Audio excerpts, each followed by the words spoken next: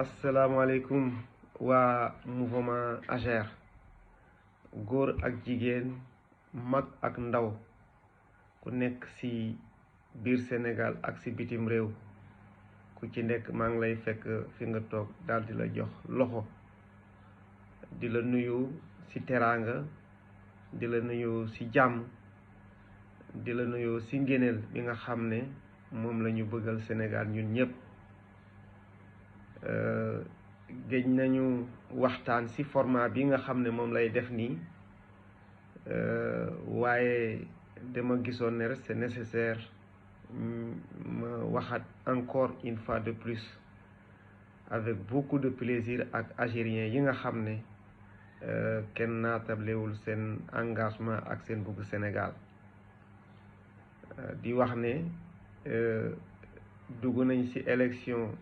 ci 17 novembre bi ñu weesu élection législative ñu dugg ci jàmm génn ci jàmm di ci féliciter nag le parti PASTEF bi nga xam ne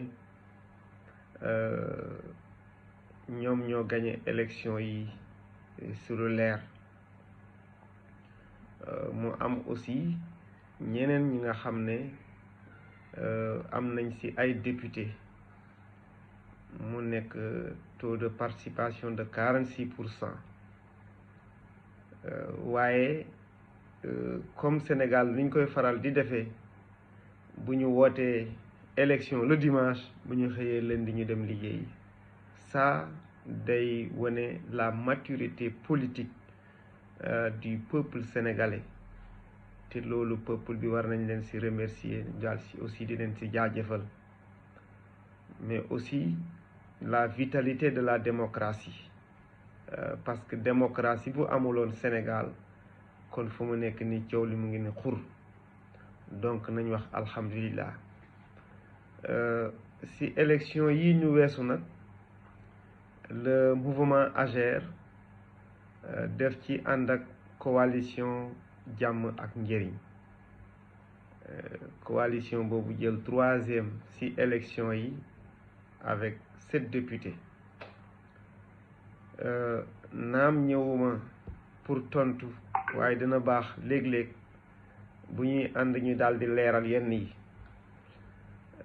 yaakaar naa ci élection présidentielle bi nga xam ne amoon na waa mouvement AGER ñoo ma mandaté avec une équipe restreinte mooy que dañoo war a dem ut ñi nga xam ne ñoom la ñuy àndal ci élection présidentielle comme ñun mënuñu woon vraiment porter encore candidature ñu daal di vraiment def ay contact jéem lu bari am ñu rencontré mais malheureusement comme niñ ko waxee woon fii ñooñu jotuñoo en tout cas jàll parrainage ñu continuer woon aussi di def des recherches pour mun a participer activement ci élection bi mais mënuñ ko woon def te fii nii ñu daje woon def réunion ñu jàpp ne comme amuñu candidat bi nga xam ne vraiment toog nañu waxtaan ak moom ci wàllu programme ci wàllu gis-gisu politique ci wàllu Sénégal ni ñu bëgg mu doxee ñu ne ñun de ci lu ñu gis vraiment dañuy def abstention waaye ñu recommander que bépp algérien ak foo munta nekk mun nga def vraiment sa devoir citoyen nga daal di voter élection yi ñu jàll aussi principe boobu la ñu demee woon mooy dañuy dem ut ki nga xam ne moom la ñuy àndal ci élection législative yi parce que tout simplement le mouvement AGER ak affaire yi nu mu gaawee diggante bi nga xamee ne tas nañu assemblée nationale ak fi nga xamee ne wax nañu dajale liste yi def élection yi on n'était pas du tout prêt donc moo taxoon ñu ne wax aussi nañu daje xool kan la ñu war a mën a àndal yaakaar naa réunion boobu defoon nañ ko bu ñu ko defee aussi ñu ne dañuy dem seet ku ñu àndal si boobu si recherche yi ak candidat yu bari waaye le président Amadou Ba bi nga xam ne moom moo jiite coalition jàmm ak njëriñ moom la ñu mujj a toog waxtaan ak moom sur un contrat de législature mais aussi sur ñun nan la ñuy gisee politique jot naa toog ak moom man ak le directeur Kantaka def nañ 30 à 45 minutes yi nga xam ne toog nañ ko di waxtaan mu bàyyi xel nag lu baax ñun ci suñu vision politique par rapport ak Sénégal mu fekk aussi am na ki nga xam ne moom moo ñu boole ak moom mooy le ministre Moïse Sarr wan na ko activités yi nga xam ne moom lay AGER di def dans le monde rural moom moo posé problème bi wax ne gis na ko te vraiment il apprécie beaucoup si li nga xam ne moom lay AGER di def si noonu la waxee effectivement loolu intéressé na ko c'est vrai que si xalaatam monde rural am na ci solo bu baax pour des questions de justice ak équité sociale waaye ñun niñ koy defee ak approche bi ñu koy defee il apprécie beaucoup te il aimerait effectivement ñu liggéey ak ensemble waaw ñu ne ko effectivement loolu ñun amuñu ci problème parce que ñun li ñu intéressé mooy le développement du Sénégal en passant par la justice et l'équité sociale loolu rek moo ñu intéressé te bu ñu gisee koo xam ne vraiment jël na ko en compte loolu ñun danañu sawar liggéey ak moom maintenant ci biir groupe bi naam ñëwuma pour tontu waaye gis naa am na ñoo xam ne ànd nañu ak choix bi am na ñoo xam ne nee nañu ñun bokkuñu ak Amadou Ba vision am na ñoo xam ne nee nañ Amadou Ba mosul def dara Sénégal am na ñoo xam ne ñu ne vraiment lu tax ñu koy soutenir et non pas les autres partis pour précision ñun souteniruñu Amadou Ba en tant que personne mais c'est par rapport à une coalition et par rapport aussi ak ñun luñ ko wax ci contrat de législature par rapport ak ñun suñu gis-gis bu ñu ko waxee nee na moom ànd na ak loolu moo tax ñu décider effectivement ànd ak la coalition jàmm ak njëriñ bi nga xam ne effectivement moom moo ko jiite te gis naa ci ay points yu bari yoo xam ne vraiment intéressé na mouvement AGER par rapport ak ñoom aussi nan la ñu gisee la politique de développement du Sénégal maintenant loolu c'est un point positif bi nga xam ne taxoon na ñun ñu engagé wu ci beneen point positif bi nga xam ne taxoon na véritablement ñu engagé wu avec la coalition jàmm ak njëriñ mooy que AGER est un mouvement politique comme ni ma koy faral di waxee boo xam ne sa vision mooy dafay jaar ci des activités citoyennes ak économiques pour le développement donc c'est une vision politique de développement bi nga xam ne ñun noonu lañ gisee le mouvement AGER comme ni ma koy waxee nekkuñu entité boo xam ne dafay def politique politicienne mais ñun dañuy def politique de développement xam naa nag am na ñoo xam ne peut-être loolu moo tax souvent gis naa ko ci intervention yi ñu koy jaawale ak un mouvement social wala un mouvement citoyen mais je le dis et je le reprécise ici que AGER est un mouvement politique orienté vers des actions de développement du Sénégal moo tax si loolu ñu gis ne en tant qu'entité politique bañ a participer ci ay élections loolu day yóbbu directement à la mort du mouvement AGER. si loolu comme participer wuñ woon ci élection présidentielle bi donc demuñ woon à la rencontre des populations. donc bu dee aujourd'hui aussi AGER toog bañ a participer à l'élection effectuée aux élections législatives donc ñun duñu xam effectivement lan la ñu représenter.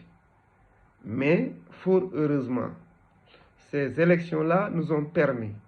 d'aller à la rencontre des populations. bu ñu ñëwee aussi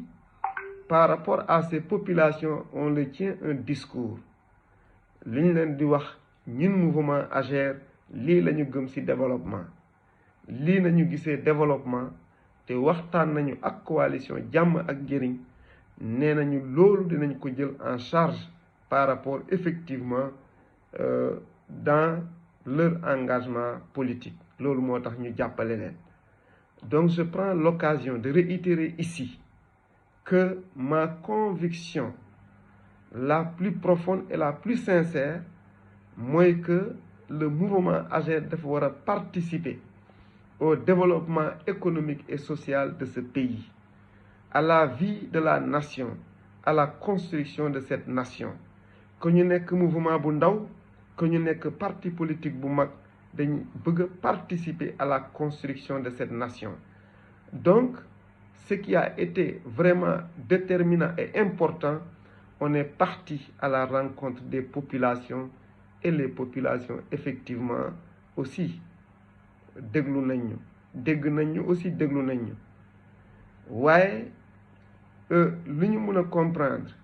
que effectivement ñun ñëpp mënuñu bokk gis-gis day am ñuy gisee nii mu am ñuy gisee neneen mu am ñu gisee neneen tamit nu dul ñaari gis-gis yooyu. mais l'un dans l'autre le principe de la démocratie c'est le droit à la différence. c'est le droit à la différence mooy ku nekk am nga sa gis-gis waaye ñun dafa am lu ñu boole mooy le développement du Sénégal en passant par le monde social. loolu la ñuy wax justice ak équité sociale. loolu moo tax effectivement ñu engagé wu pour aller à la rencontre des populations. donc ça a été un avantage effectivement important que population yi gisaan ñu ñuy mën a wax ak ñoom. ne leen li nga xam ne am na solo mooy que la politique ce n'est pas une science exacte. la politique est une est dynamique. li nga xam ne moom moo nekk tey du loolu mooy nekk suba. am na ñi nga xam ne gis naa ñu ne peut-être 12 ans am na ñoo xam ne Amadou Ba mu ngi fi mais il n'a rien fait. loolu c'est des jugements yi nga xam ne ku ci nekk rek sa gis-gis la et je respecte l'avis de tout le monde mais quelque chose a été fait de 2012 à maintenant. L'État c'est une continuité. ñi nga xam ne tey ñoom ñoo fi nekk dañuy ñëw aussi mu am lu ñu def ci Sénégal. Voilà, c'est à la fin de leur mandat qu'on pourra juger kan moo def ak kan moo deful. mais dans tous les cas ñun le mouvement AGER mooy que ñu nekk ci état wala ñu bañ a nekk ci état dañuy liggéeyal Sénégal parce que Sénégal kese moo ñu ñor. loolu laa waxoon ma ñëw waxtaan ak yéen di leen woo une fois de plus à ce que ñu engagé wu à travers le mouvement AGER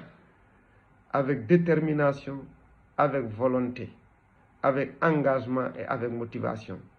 J'appelle tout le monde vraiment à un consensus autour de l'essentiel. Autour de l'essentiel mooy am na li nga xam ne bokkuñu ko gis-gis mais am na li nga xam ne ñun ñoo ko bokk gis-gis te loolu moo gën a am solo loolu moo gën a am doole. mooy que ñu liggéey ñu xeex ensemble pour que ñu jëlee Sénégal ci situation bi nga xam ne moom la nekk mooy ñu xeex pour justice ak équité sociale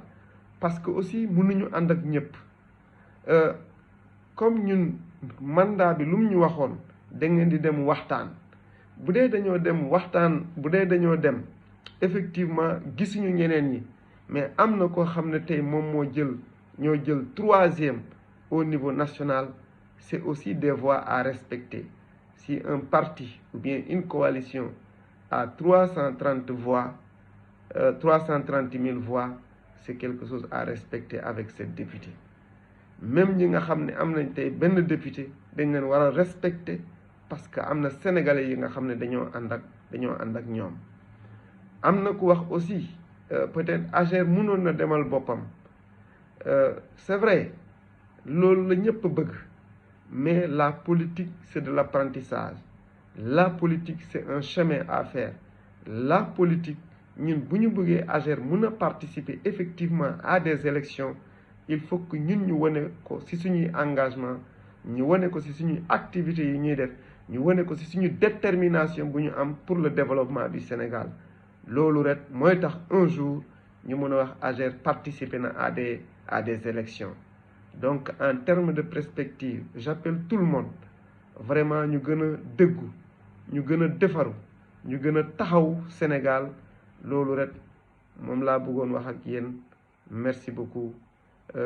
ñi nga xam ne vraiment participer nañ ci élection yi ñu battre campagne ñooñu aussi maa ngi leen di remercier bu baax a baax. ñi nga xam ne ils ont pu aller voter maa ngi leen di remercier bu baax a baax. Donc vive le mouvement AGER, vive le développement du Sénégal, vive la démocratie à la sénégalaise. Merci beaucoup et vive AGER.